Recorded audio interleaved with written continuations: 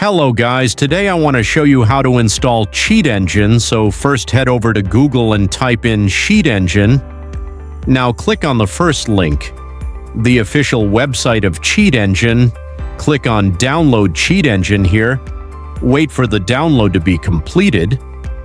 After the download has successfully completed, click on it to start the installation process of Cheat Engine. So here, wait for this Cheat Engine installation to open. Let's click on Yes, and let's wait for it to open. Click on English language here. I prefer English. Click on OK, and just wait a minute here. Click on Next, Accept, and this is your Cheat Engine is being installed. Your cheat is successfully installed. Let's click on Finish and just check Open Cheat. Now, so this is Cheat Engine, so here you can have to add some values. For example, here you can add the exact value of your Cheat Engine here.